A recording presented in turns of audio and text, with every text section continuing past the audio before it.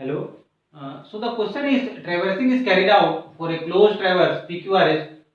The internal angles at vertices PQR and S are measured as 92 degree, 68 degree, 123 degree and 77 degree respectively. If the forebearing of the line PQ is 27 degree, so we have to find out the forebearing of the line RS in degrees in integer. So the important points which are given in the questions are the internal angles and the forebearing of the line PQ, and the question is we have to find out the forebearing of the line RS. Okay, so now let's proceed.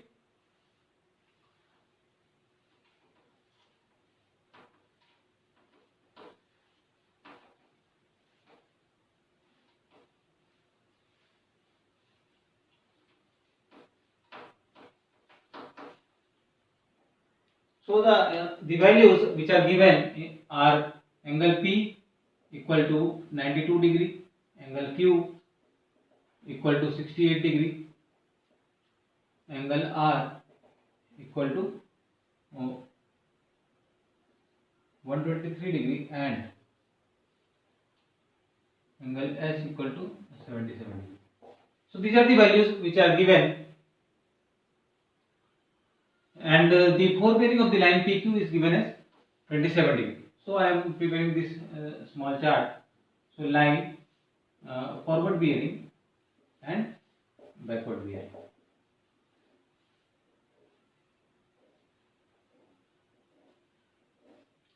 So line is PQ, QR, RS and SP.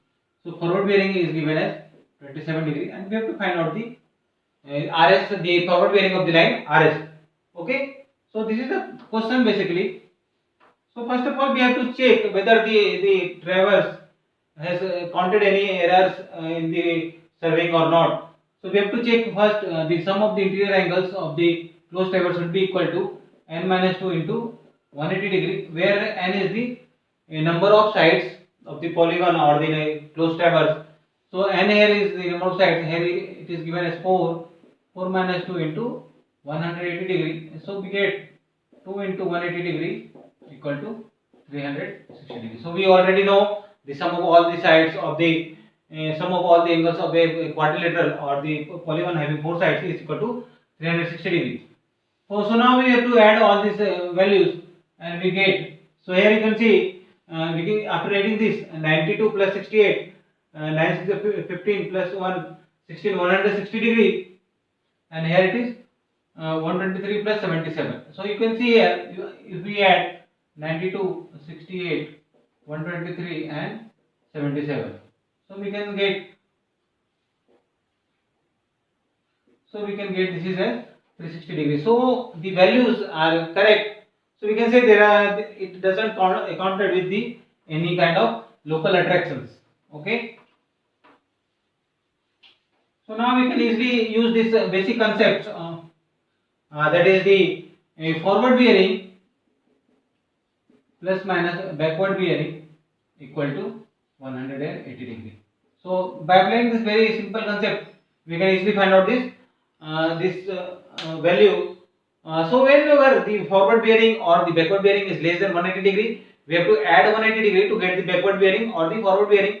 Or if the values of the forward bearing or backward bearing is greater than 180 degree, we have to subtract it by 180 degree to get the forward bearing, backward bearing or the forward bearing. By using this simple concept, we can calculate all the values of this chart. Okay. So now first of all we have to draw the closed traverse.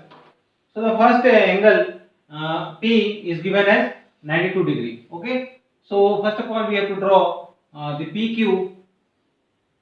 This is the vertex P and the angle is 92 degree.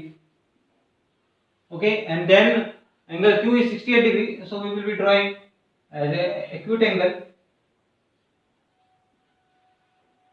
And then this is the R equal to 123 degree.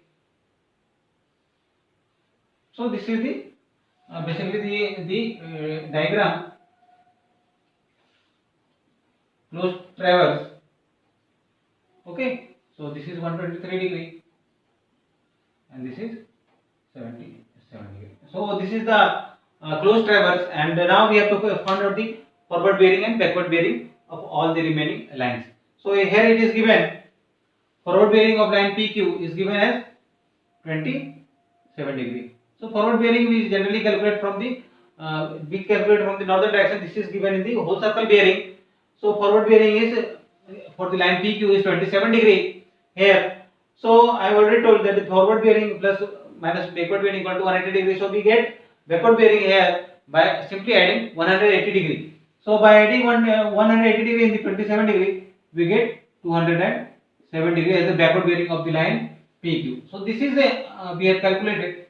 This is your 207 degree. This is the backward bearing. Whenever we touch the line from the back side, this is known as the backward bearing. And whenever we go to in the forward direction, that is the forward bearing. Okay. So backward bearing of the line PQ comes out to be 207 degree.